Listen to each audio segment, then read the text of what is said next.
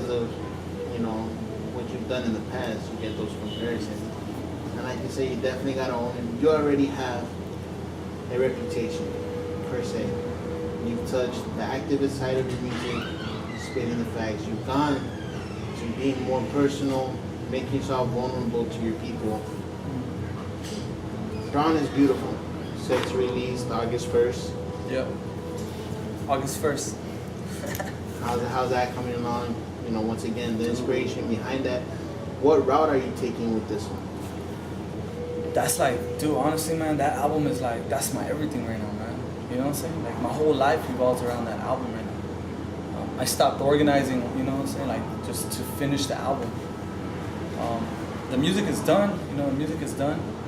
And basically, so this is what I wanted to do with that album. When you look at the history of hip hop, man, you look at people sampling old funk records and all this good stuff, you know what I mean? Hip hop to me continues to be part of the poor people's experience. Not just black community, not just the black culture, but poor people's experience. So in New York, where hip hop came out of, it wasn't just black folks in the hood on the projects. There was a lot of Puerto Ricanos, Colombianos, and they too were introducing folks to music of their kind, you know what I mean? So to me, because hip hop continues to be an experience or an expression of poor folks, well, there's poor folks everywhere. There's a reason why we look at Eminem as a legitimate MC. It's because that fool came out of the gutter. You know what I'm saying? So there's a certain level of sincerity with it. To me, right now with the Mexican experience in the U.S. with immigration and everything like that, there's a lot of attacks on our people. So what I wanted to do was do hip hop, but of our kind. Not just putting a sample of a ranchera on top of a boom bap beat, but really from the bottom up, build a song with our music in mind. You know what I mean? So start with the cumbia rhythm. I play percussion and drums and stuff like that. I play little keys. So you build it from the bottom up. And what I wanted to do was basically give people the idea that you belong here. You know what I'm saying? There's no reason for us to feel little, smaller, or less than in this country. There's way too much that we've done for this country. There's too much that we've given up. There's too many people who've died already in the name of this country and for the sake of coming to this country. There's a lot of blood that's been shed.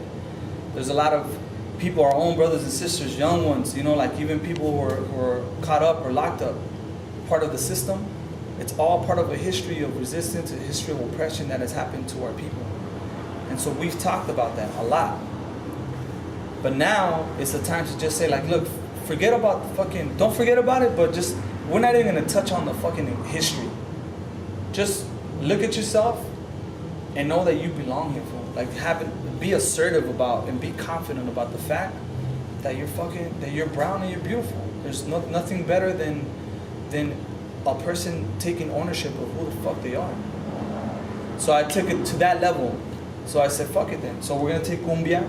We're gonna take music from Peru. We're gonna take music from Colombia. We're gonna take music from El Salvador, wherever. Music from brown people, not just Mexicanos. The music from brown folks.